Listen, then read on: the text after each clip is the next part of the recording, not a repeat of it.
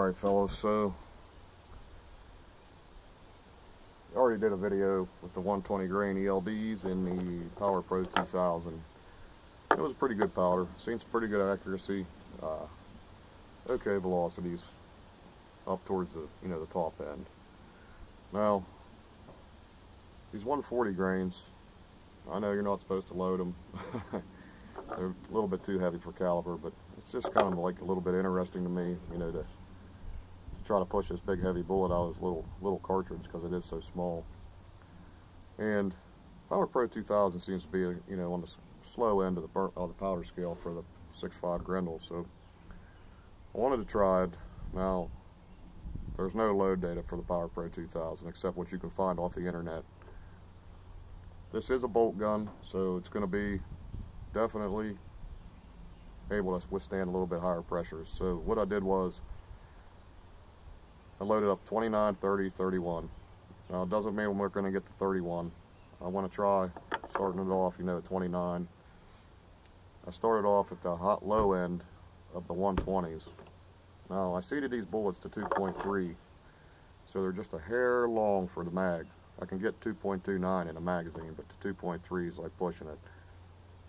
And this gun generally likes shorter, overall lengths, like the 2.25. But the problem is, with the way that the bullet sits right now, the base of the bullet where the boat tail is would be sitting right at the bottom of the neck. If I put this down here, the base of the boat tail would be down inside the case. So I tried to leave a little bit of room in the case. So what I'm going to do is I'm going to turn my chronograph on. I'm going to shoot 3 shot groups. These are 140 grain match burners and Power Pro 2000, seated to 2.30 Federal Gold Medal match primers. So let me go turn on the chronograph and we'll get started.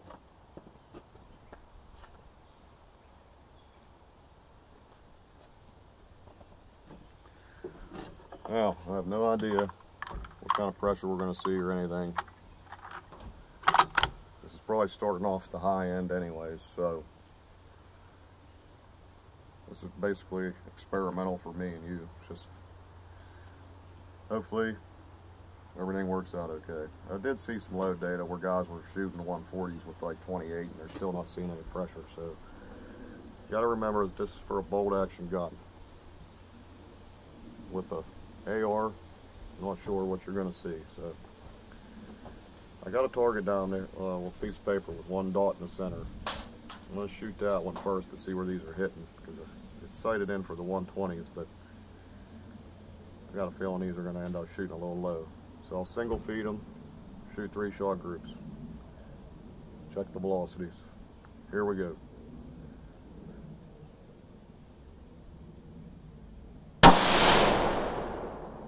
.2270. That's pretty good. No pressure.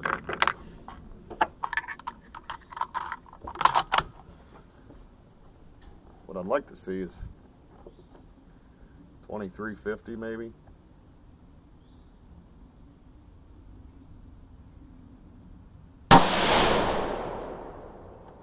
.2276.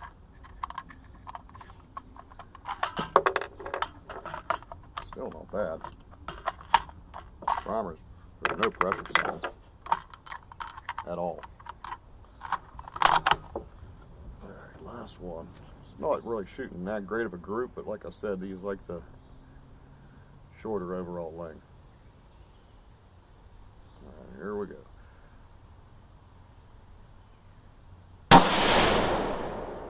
Actually, wasn't too bad. That was 2259. Let's go check it out. Well, there's our first group. I mean, that's not too terrible. Probably just a little over an inch. So let's go back and we'll try the next charge. Well, that wasn't too bad for the first one. So got an average of about 2270. It's not crazy fast, but it's not crazy slow either for a 140. Like I said before, this is basically experimental load data, so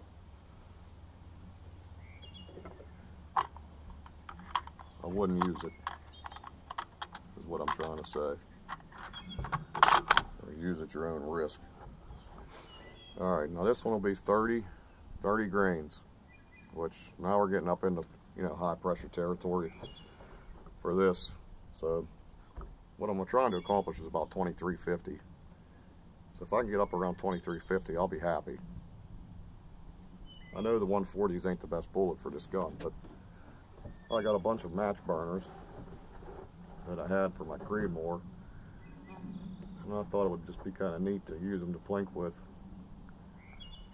So, like I said, this will be 30 grains. Let's see what we got. Make sure I'm lined up with this chrono.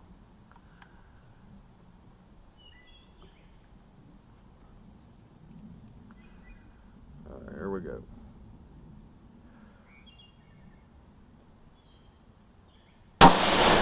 Woo, I got some recoil there. 2340.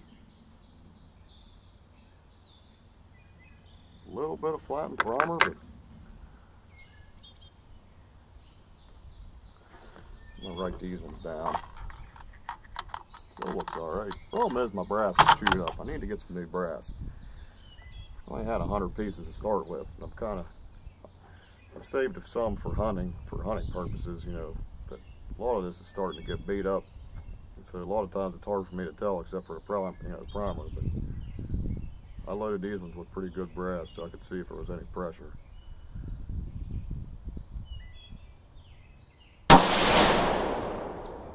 $23.14. Man, I'm just amazed those primers still look as good as they do. This must be a really forgiving powder. I mean, that's pretty crazy velocities. 23.14.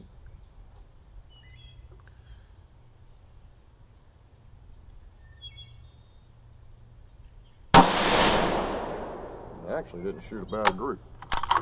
23.39. So I'm gonna give that an average of about 23.30. I'll just leave it like that. Let's go check it out. Well, there's that one. Just a little over an inch again. Still not bad. Let's go back and we'll attempt this last one. Well, we're down to the last one. So that actually wasn't too bad. It was about a 60 feet per second increase.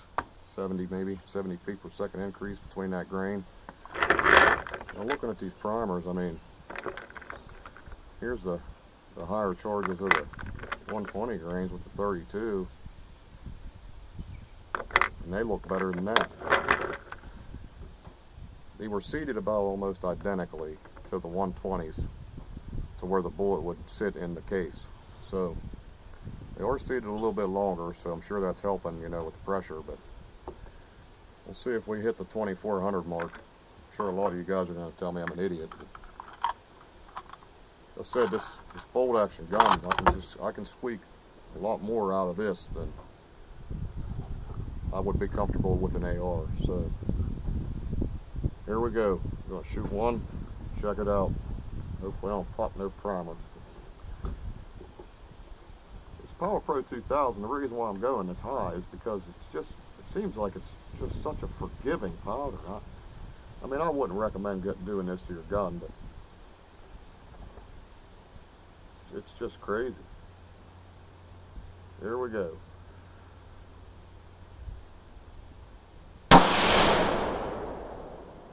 That was a bullseye. 24.34. And I mean, I'm not kidding you. I ain't seen a pressure sign yet. Let's see if I know how good that's coming into focus, but they're still round and nothing. There's no mark. I mean, the brass is a little bit beat up. That's insane.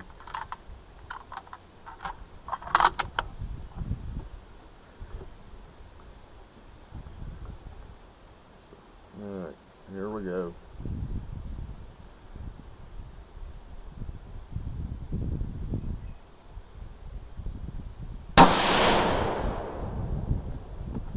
$24.22.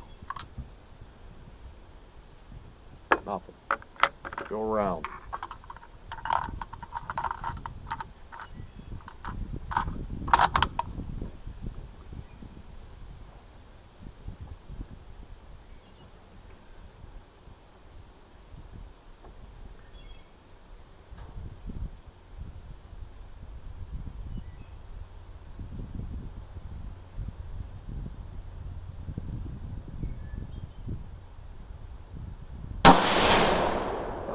messed that one up. That was my fault. Nothing wrong with the primer. 2438.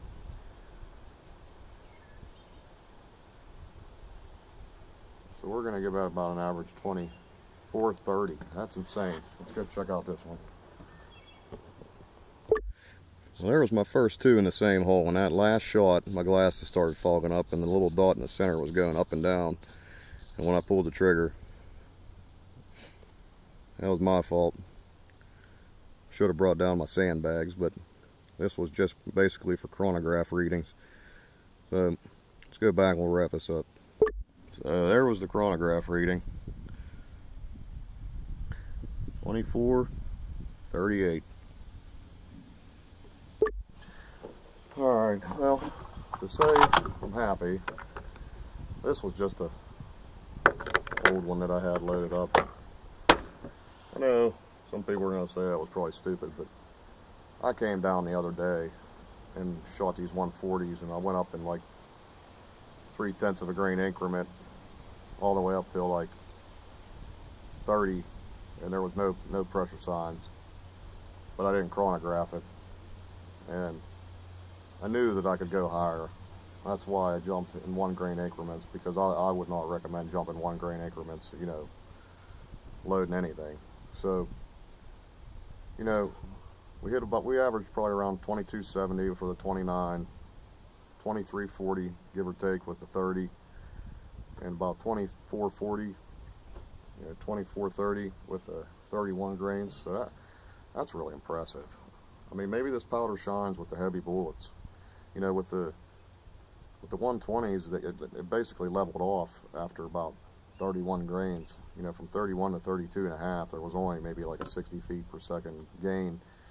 That's not worth putting an extra grain and a half of powder in your case, you know. And the 31 and the 31.5 is the max load to 31.5.